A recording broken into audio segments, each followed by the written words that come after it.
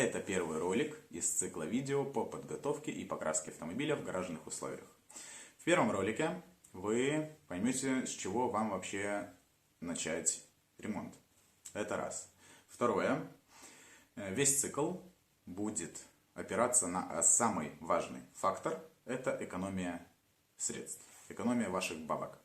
Потому что вы не обратились на сервис, вы делаете сами.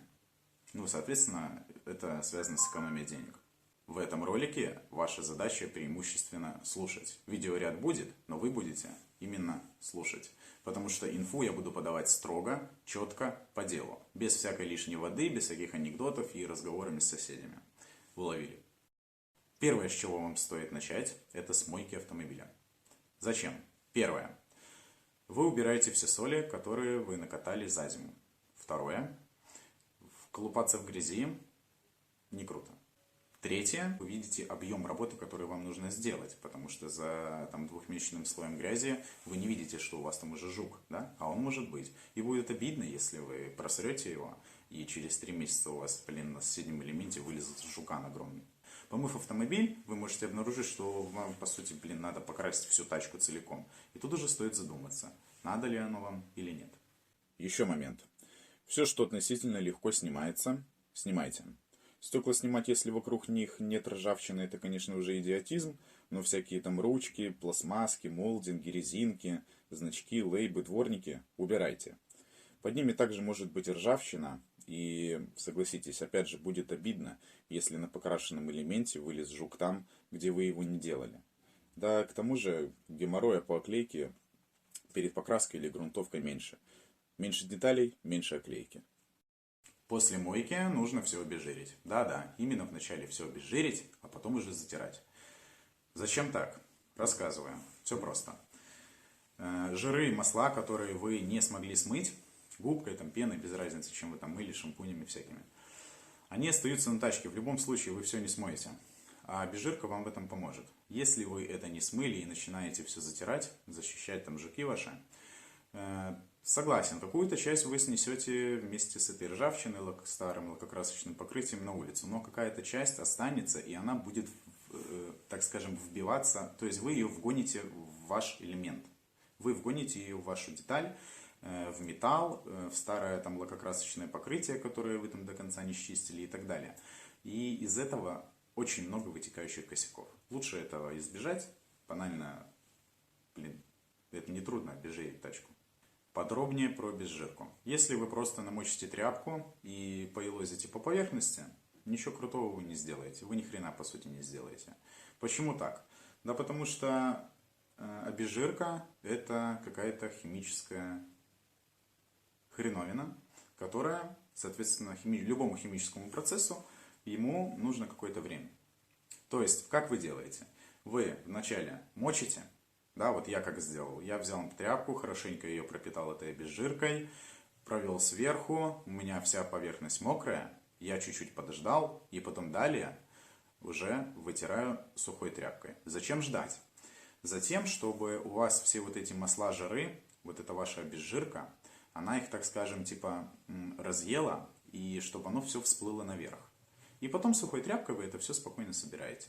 Если вы просто поелозили тряпочкой по поверхности, у вас получается просто равномерное разнесение грязи по поверхности. Ну и наконец-то мы приступаем к зачистке. На своем опыте я выявил 2 вещи, которые рабочие. Все остальное полная чушь. Первое – это пескоструй. Второе – это вырезать ее к чертовой матери. Вот второе – это прям вообще наверняка. Запомните, ваша задача – убрать ее. Просто ее не должно быть вообще. Но если у вас это не получается, соответственно, чем больше вы ржавчины оставили, тем быстрее она вылезет. Это само собой понятно. Чем вы будете это зачищать, в принципе, особого значения не имеет. Наждачкой вручную, наждачкой на машинке, ёршиками на болгарке, на дрели или еще чем-нибудь. На самом деле, вообще насрать. Обычный зачистной круг каменный, который для зачистки сварных швов, это такая полная херня. Я вот зачищал коралловым кругом. Коралловый круг как-то еще более-менее нормально выгребает. Да, он молодец, в общем, так скажем.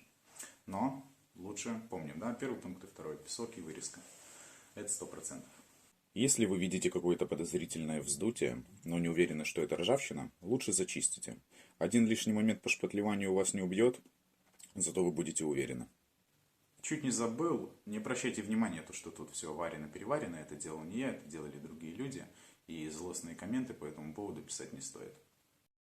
После зачистки желательно сгладить резкий перепад между старым лакокрасочным покрытием и металлом. Хоть немного, но сгладить. По технологии это обязательная вообще программа, но честно признаюсь, вообще без понятия зачем. Я пробовал и не сглаживать, оставлял такой резкий перепад, и все было нормально. Разве что, если расшлифоваться, будет проще шпатлевать. Также скотч-брайтом или наждачкой замотовываем все вокруг, чтобы грунт спокойно держался, потому что распыляется грунт просто везде.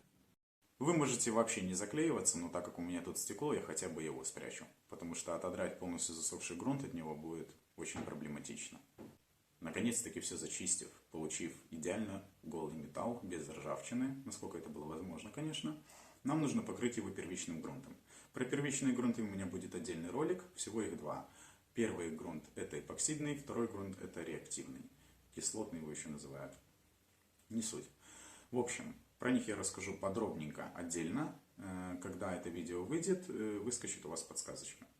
Так как деталь ремонтная и металл был уже корродирован, в качестве первичного грунта я использую именно эпоксидный грунт. Все про него подробнее, опять же, будет в отдельном ролике. В принципе, тут ничего сложного нет, просто покрываем металл грунтом. Ждем полного высыхания, и продолжение будет в следующем ролике. Ну и напоследок, чтобы не пропустить следующий ролик, а тем более весь их цикл, тебе нужно сделать всего 3 вещи. Первое – это поставить лайк. Мне поможет, тебе полезно. Второе – подпишись на канал. И третье – дерни колокол. Без него уведомления тебе не придут.